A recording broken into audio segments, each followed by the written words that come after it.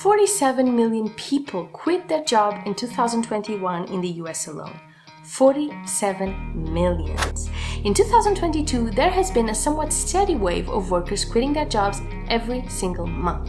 About 4 million of them to be more precise, which would put us at about 36 million more. And just back in July, a survey found that 40% of surveyed workers were still thinking of quitting their jobs within the next 3 to 6 months. So it looks like the big quit isn't slowing down anytime soon, regardless of fears of a recession. But like any event that goes on for too long, the backlash has begun. Because while there are still many people wanting to quit their jobs, some maybe for the second or third time, new studies are showing enough people have acted on impulse and are now experiencing the great regret. More tellingly, companies that hired them are experiencing it too. A survey by job search site The Muse has found that almost 3/4 of surveyed workers, or 72% of them, experienced either surprise or regret that their new job or new company, the one they quit their old job for, turned out to be very different from what they were led to believe.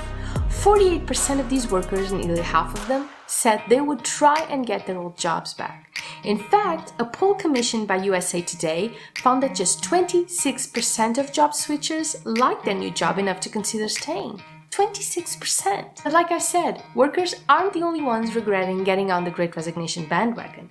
Businesses are suffering from buyer's remorse as well. Walmart CEO Doug McMillon has stated that the company's weeks of overstaffing cut into their profit, because in 2021 they had hired an influx of new workers to cover staff shortages because of the pandemic and because of how many were resigning to find better jobs. Now that the economy is slowing down due to inflation, the war in Ukraine, and decreasing consumer and investor confidence, companies are starting to make cuts. It's easy enough to understand why this is happening. On one hand, you have the Great Resignation, and workers everywhere are watching their coworkers and family and friends switching jobs, earning more money, having better working arrangements, the whole 9 yards. So they're thinking, I'm totally missing out. I need to do this too.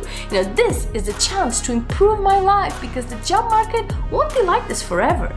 Bosses, on the other hand, are watching people quit, their workforce is getting depleted, and the workers who stayed struggling with the workload. At the same time, they're struggling to hire new replacements without offering more money and better working arrangements. So they're thinking, I need to hire new people now, before it gets too bad and the work suffers for lack of employees, or before people ask so much more money than I can offer them to work. So they hire like crazy. Not only that, but they're telling people on job interviews what they want to hear to make sure they'll accept a position, even if what they're saying isn't exactly true. But then workers quit their old jobs and start the new ones, and reality sinks in. Having to start all over in a new place, being the new worker that's actually getting paid much better than the rest of the coworkers, realizing the expectations they had aren't being met. They start regretting their decisions and thinking of how to move on from this mistake. Bosses, on the other hand, are hearing about recession and interest hikes and all of that, and are thinking they're overstaffed with workers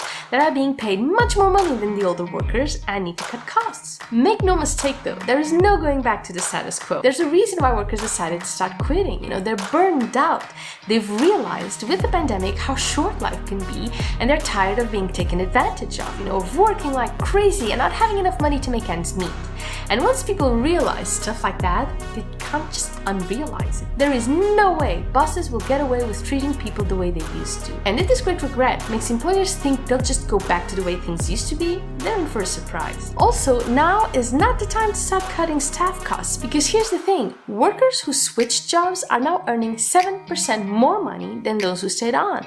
And if inflation is making those paychecks worth less, the remainers are going to have to start thinking of switching too, if they haven't already, because they know they're missing out. So companies should be thinking of ways to make them stay, like retention raises, not tighten the rope around them, because it will snap. So no, the great regret isn't an excuse to go back to the old toxic ways.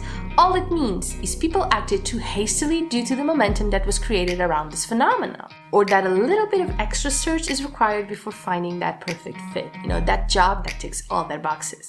But going back isn't an option, and the sooner bosses realize that, the better we'll all be for it.